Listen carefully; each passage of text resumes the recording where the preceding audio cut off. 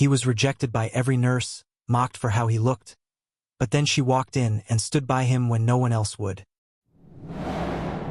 In the sterile halls of a busy hospital, a tired, kind nurse assistant named Clara Jenkins, 30s, adjusted the thin blanket on the elderly patient in room 3B, Mr. Arthur Finch. She had no idea who he really was.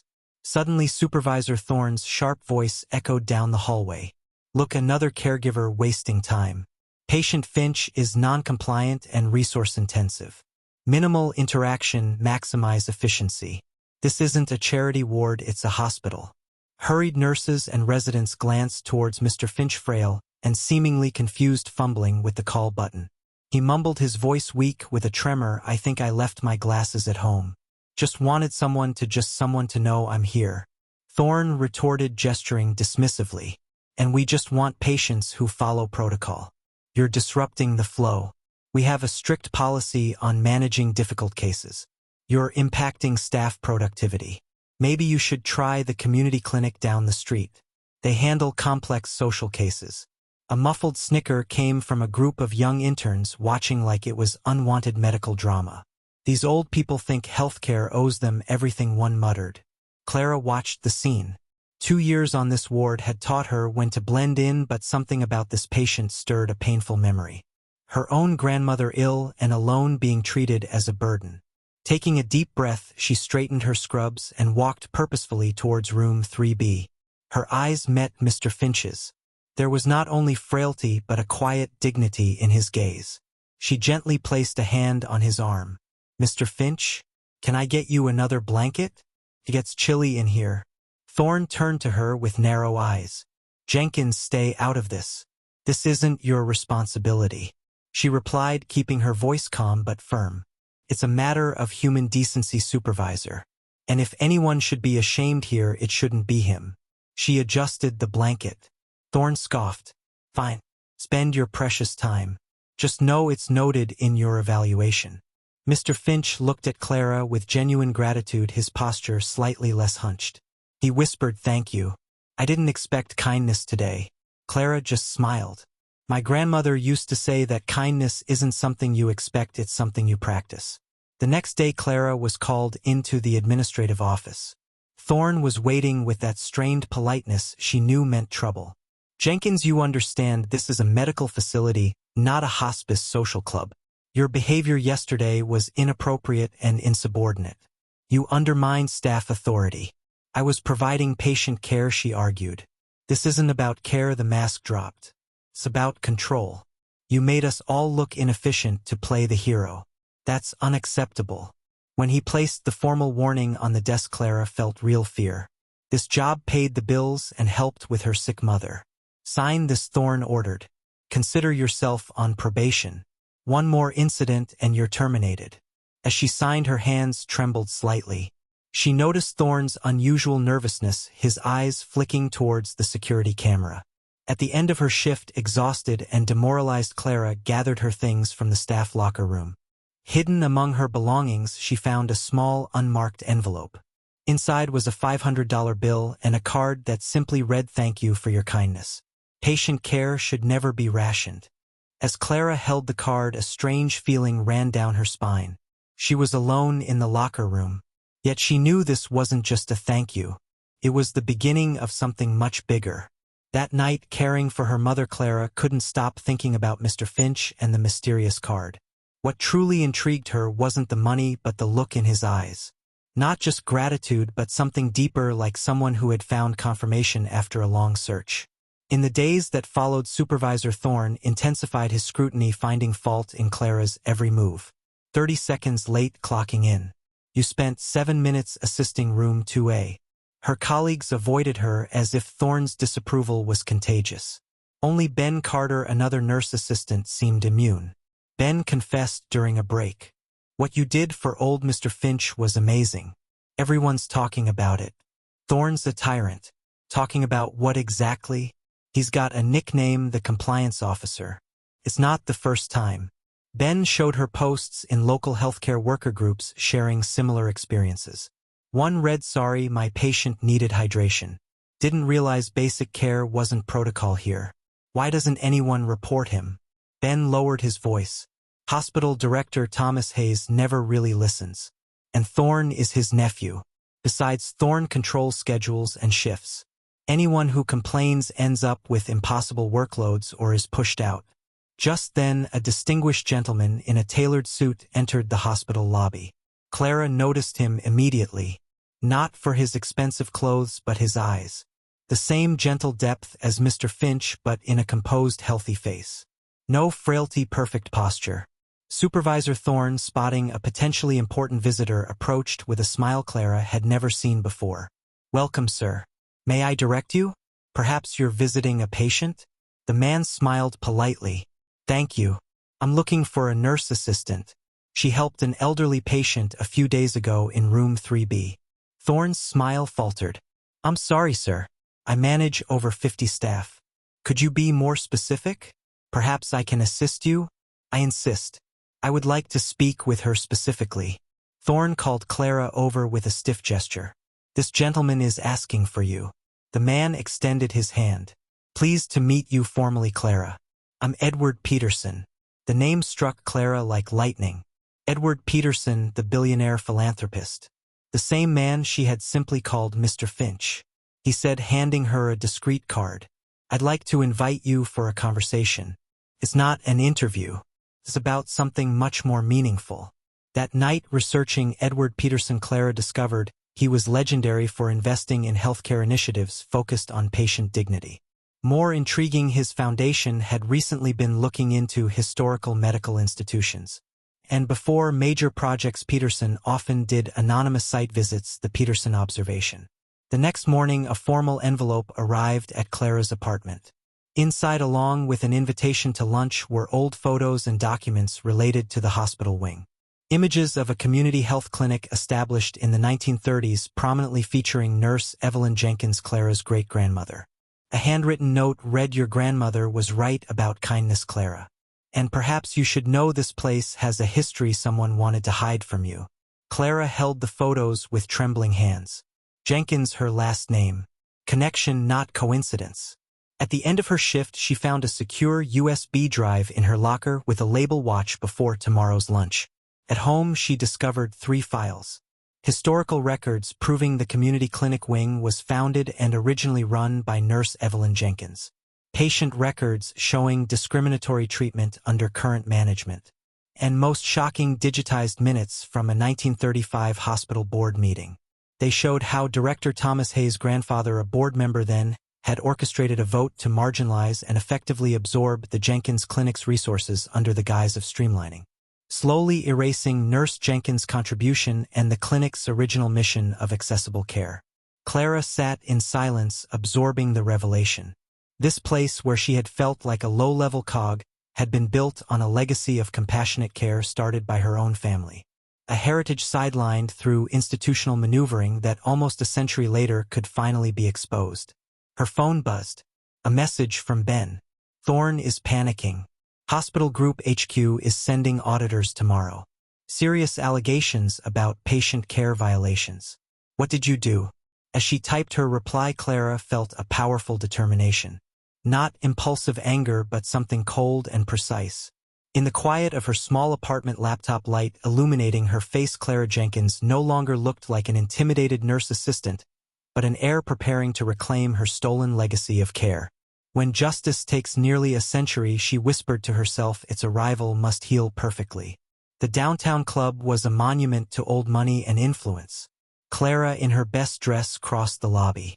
Edward Peterson waited with his legal team. Ms. Anya Sharma stated bluntly, "We've reviewed the documents. The 1935 minutes show a clear pattern of leveraging power to marginalize Nurse Jenkins' initiative and sideline its founder. It effectively stripped control and recognition." Mr. David Lee added, "This wasn't uncommon.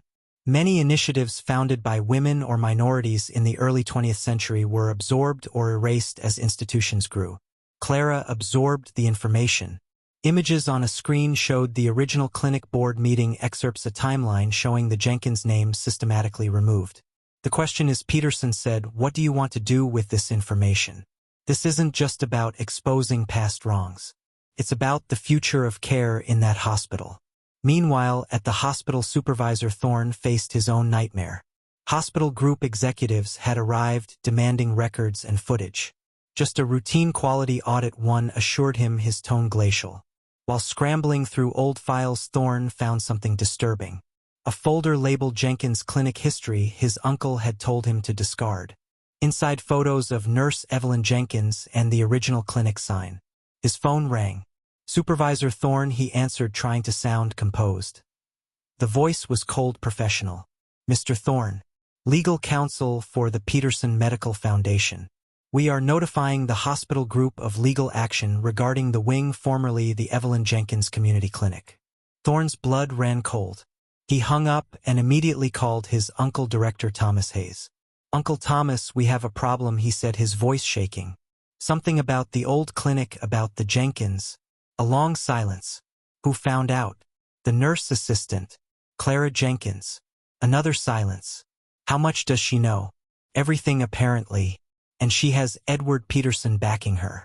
His uncle's heavy breathing. Get to my office now. Bring that folder.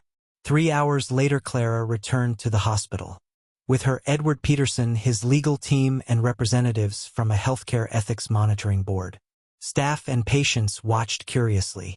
Supervisor Thorne emerged from his office, his pale face contrasting with Director Hayes' older, but with the same tight-lipped tension. Director Hayes greeted them with a strained smile. Mr. Peterson, to what do we owe this comprehensive visit? Peterson didn't answer. Instead, he nodded to Clara. She stood up, calm and determined. Director Hayes, I'd like to share something with you and with the patients and staff of this hospital. With a click, the lights dimmed slightly. A projector illuminated a wall in the lobby. The first image, the original 1930s community clinic, the Evelyn Jenkins Center for Accessible Care. This wing was founded by Nurse Evelyn Jenkins. My great-grandmother Clara announced, her voice surprisingly steady. It was the first initiative in this city dedicated to providing accessible, dignified care to all at a time when that was revolutionary. The images advanced. Documents, letters, minutes from board meetings showing the systematic shift and erasure. When my great-grandmother sought to expand its mission, Thomas Hayes Sr., your grandfather, Director Hayes, leveraged his position to marginalize her work, cut its funding, and eventually absorb it, erasing its history and her contribution. The Jenkins Center was never truly closed. Its legacy was simply suppressed and renamed. Murmurs rippled. Ben and other staff watched open-mouthed. Director Hayes took a step forward, but Thorne stopped him, his eyes fixed on a new image on the screen. His own internal hospital memo from 2 years prior. Discovered old records about the community clinic acquisition. Potential historical issue with Jenkins family.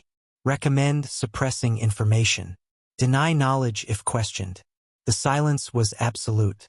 Thorne stared at Clara with a mixture of shock and fear. How did that happen? She replied simply. Apparently someone in medical records valued truth over compliance. Director Hayes regained his composure. These are old administrative decisions. The hospital has evolved. Edward Peterson finally spoke, his calm voice cutting through the air. That's why we invited these people too. The main entrance opened. Cameras from local news stations entered, followed by journalists and, even more surprisingly, the CEO of the entire hospital group. The CEO said with chilling calm, Director Hayes, it seems we have a significant issue regarding historical integrity and current patient care practices here. Hayes' face turned ashen. Sir, we can resolve this internally. It's past that stage, the CEO interrupted. Turning to the cameras, he continued. As CEO of Apex Health Systems, I am deeply disturbed by these findings. We are launching a full investigation effective immediately and are committed to correcting any historical injustices and ensuring our patient care standards reflect the dignity all individuals deserve. Thorne staggered backward, leaning on a counter. This is going to ruin us, he whispered. Clara watched him, not with triumph but quiet resolve. No, she replied, low enough for only he to hear. This will restore something that should never have been taken away. As cameras rolled and reporters asked questions, Clara remained composed, her gaze occasionally meeting Edward Peterson's. The man who had appeared as a forgotten patient now offered her a slight nod of approval. The hospital wing had never been so quiet, yet so full of contained noise. the sound of decades of suppressed legacy and mistreated patients finally being brought into the light. That night, as the story dominated the local news, Clara sat in her kitchen watching her sick mother fall peacefully asleep for the first time in months. A story of erasure was being rewritten. Not with vengeance but with truth and a recommitment to care. And that truth, Clara realized, was just the beginning of something much bigger than she had imagined when she offered an extra blanket to a stranger in need. 3 months have passed. Clara stood in front of the renovated hospital wing. The original brass plaque, the Evelyn Jenkins Center for Accessible Care, gleamed once again. The newly installed entrance reflected her face. No longer that of an intimidated nurse assistant, but of a woman who had regained not only a space but her place in a legacy of healing. "Are you ready?" asked Edward Peterson, approaching quietly. "It almost doesn't seem real," she replied, studying the wing that now housed the Peterson Foundation's new initiative for patient advocacy and community health, with Clara appointed as its director. This was part of a significant settlement. "Your great-grandmother would be proud," he said. Behind them, a small crowd gathered for the dedication. Reporters, hospital staff, and community members who would benefit from the center's revitalized mission. In a different administrative building across town, Supervisor Thorne stared at a generic cubicle wall. His uncle, Director Hayes, had resigned. Thorne had been publicly terminated. "Need anything, sir?" asked a young clerk, clearly not recognizing him. A blessing in disguise. Thorne didn't even look up. Just silence. No more authority, no corner office. The fall had been swift and brutal. Social media had made him a face of bureaucratic indifference in healthcare. Back at the Evelyn Jenkins Center, Clara cut the ribbon. At her side, her mother in a wheelchair, smiling through tears. Clara announced into the microphone, "This space will not just be a wing in a hospital. It will be a center of compassionate care, a place where every patient is seen, heard, and treated with the dignity that Nurse Evelyn Jenkins envisioned, and that every human being deserves." Applause echoed. Among the crowd, Ben Carter smiled broadly, now the Assistant Director of Operations for the new center. That afternoon, Clara found Edward Peterson sitting alone watching the first patients arrive. "Why did you choose to test people like that?" she finally asked, referring to his disguise. Edward gazed out the window. "When you have influence, Clara, people show you only what they think you want to see. Perfect surfaces. I never know who they truly are until they believe there's nothing left for them to gain by pretense." "And what did you gain from all this?" she asked. "Hope," he replied simply. "The confirmation that there are still people willing to do the right thing, willing to offer kindness even when no one powerful is watching. Especially in places where vulnerability is highest." The following week, a national healthcare journal published a profile of Clara highlighting her story. That same month, Christopher Thorne, unable to find work, began working a night shift stocking supplies in a medical warehouse. A reporter asked Clara during an interview, "What would you do differently if you could go back to that day you saw Mr. Finch in room 3B? Clara smiled. "Absolutely nothing. Every moment of standing up, even when I was afraid, led me exactly where I needed to be." On the last page of the article, a photo showed Clara and Edward Peterson side by side. Not as benefactor and employee, but as equal partners in a shared mission. Below the image, a simple quote from Clara. "Empathy is not weakness. It is the courage to keep your humanity intact in systems that constantly try to strip it away." Meanwhile, in a break room at the medical warehouse, Christopher Thorne was being told his temporary assignment wouldn't be extended. His name now synonymous with the widely reported patient dignity scandal. His future in the industry was effectively over. "My life is ruined," he muttered to himself. A warehouse worker approached, placing a bottle of water on his small table. "Rough day, man?" "On the house." Thorne looked up, surprised by the unexpected simple kindness. The same kindness he had denied so many others. Sometimes the hardest lesson isn't just losing what you have, but finally understanding the value of what you never knew how to appreciate in others. This is the transformative power of a simple act of kindness in a place of vulnerability. It can expose systems of indifference and build legacies of care.